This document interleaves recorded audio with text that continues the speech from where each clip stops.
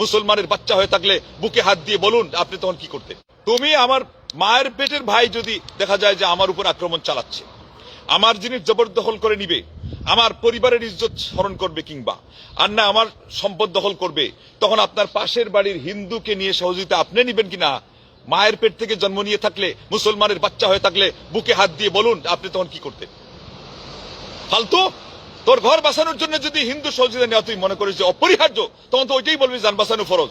কাবা ঘরের উপর হামলা চালানোর কথা খোমেনি নিজে বলেছে, এবং এটা হামলা চালিয়ে এখানে রাখবে, থাকতে দিবে তাও নয়, পরিষ্কার এখান তার কথা থেকে আসছে। সে বলছে এটাকে ধ্বংস করতে চায়। তোমাদের কাছে তো এগুলোর কথা এর অর্থ খুব ভালো, এবং তোমরা মনে হয় মক্কা মদিনায় যদি ইরানিদের ক্ষমতা সেখানে তারা পায়, তাহলে তোমরা মনে করছো খুব আরামে এসে তোমরা মনে হয় আর লাব্বাইকটা বলবে। এখন তোমাদের লাব্বাইক বলতে মানে ভালো লাগে না। ওমরা হজ এগুলো তোমাদের হচ্ছে না, ওগুলো সব ফিরে ফিরে আবার মানে মনে হয় দ্বিতীয়বার তোমরা কাজা করবা, এটাই তোমাদের অবস্থা দেখলে মনে হয়। কারণ এখন পর্যন্ত মক্কা মদিনার উপরে আঘাত হানছে, তারপরে তোমাদের একটা কথা নাই। আর এরা শুধু ইরানের কথা বলতেছে, আরে ওগুলো তো সারা জীবন বলা আসে, ওগুলো বলা লাগেই না তো রে। হিন্দু যে হিন্দু, ওরে জাহান্নামে চিরস্থায়ী বলা লাগবে। কিন্তু মুসলমানদের মধ্যে আমরা তো সারা বছর এইগুলো তো সময় দেই। মুসলমানদের মধ্যে সুফিজমের নাম করে যারা শিরিক করতেছে, এদের বিরুদ্ধে বলা মানে কি এই একে সাহায্য করা? তো তুমি বলতেই তো পারবা। কারণ এখানে তো আরেকটা প্রভাব তোমাদের যেটা, এটা হলো মুসলমানদের মধ্যে কি দেখা যাচ্ছে ফাটল, তো ওইটা তো হবেই। এতে যদি আমেরিকার সাহায্য করা হয় 100 বার হোক, যেটা গোলাম মঈনুদ্দিন বলছে যে পেটের কীট কামড়ায় রোজা রাখলে আল্লাহ কাছে নালিশ দিবে, জন্য রোজা সে রাখে না, এটা প্রমাণ দিল।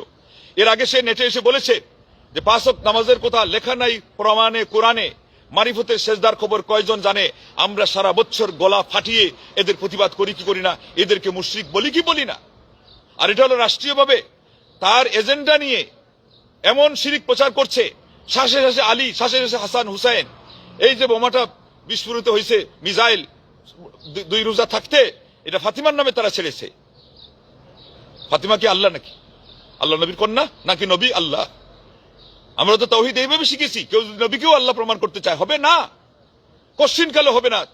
এইরকম যারা বলে এদের 14 গোষ্ঠী জাহান্নামে যাবে, চিরস্থায়ী জাহান্নামে জ্বলবে। কিন্তু তোমাদের কাছে তো এগুলো মানে এখন পর্যন্ত মুশরিক প্রমাণিত হতে গেলে 10 বছর লাগবে, কারো 100 বছর লাগবে। তো তুমি তাওহীদ শিখো না, ইমানই শিখো নাই, তোমাকে কে বলছে ইসলামের লেবাস পরে মানুষের সামনে এসে ধোঁকা দেওয়ার জন্য? শিয়াদের কথা বললে এখন বলে ইসরায়েলের সাপোর্ট হচ্ছে, সাথে নিয়ে ইসরায়েলকে সাথে নিয়ে এরা প্রতিহত করতেছে। এই পরিমাণ আপদ হলো ইরান, ড্রোন হামলা, মিসাইল হামলা চালাচ্ছে মক্কা মদিনার দেশে ধ্বংস করার জন্য। মৌলবী এখনো বসে আছে, এদের এই কথা বললে ওদের সাপোর্ট হবে? এদেরকে এখন বলতে হবে যে এগুলো হলো সারা পৃথিবীর মধ্যে সবচেয়ে বড় সন্ত্রাসী।